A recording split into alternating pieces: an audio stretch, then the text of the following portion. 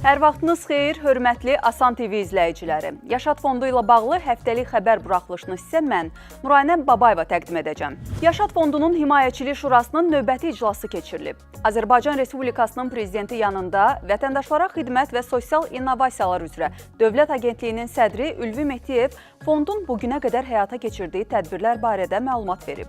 Gələcək fəaliyyətə dair planlar, nəzərdə tutulan məsələlər diqqətə çatdırılıb. Fondun rəhbəri Qarabağ qazisi Elvin Hüseynov fondun hesabatının əks olunduğu təqdimatla çıxış edib. Himayəçilik Şurasının üzvləri də cari məsələlər, həmçinin gələcək fəaliyyətə dair təklifləri də diqqətə çatdırıblar.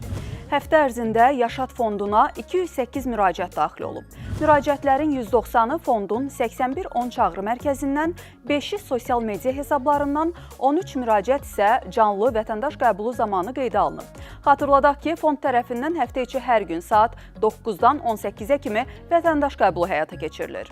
Vətən müharibəsi qəhrəmanı Anar Əliyevin ailəsi ziyarət olunub. Fondun istər ölkə xaricində, istər ölkə daxilində təşkil olunan bir çox layihələrində iştirak edən övladları bu layihələrlə bağlı təəssüratlarını bölüşüblər. Müalicə və psixoloji dəstək xərclərinin ödənilməsi istiqaməti üzrə fond tərəfindən bugünədək 28 milyon manatdan çox vəsait xərclənib. Həftə ərzində bu istiqamət üzrə 971 müraciət təmin olunub. Müraciətlərdən 697-si şəhid ailəsi üzvləri, 274-ü müharibə əlilləri tərəfindən daxil olub. Müraciətlər üzrə ümumilikdə 234 min manatdan çox vəsait xərclənib. Təhsil, peşə hazırlığı və yaradıcı potensialın inkişafı xərcləri istiqaməti üzrə Yaşad Fondu tərəfindən bugünə qədər 2 milyon 870 min manatdan artıq vəsait xərclənib.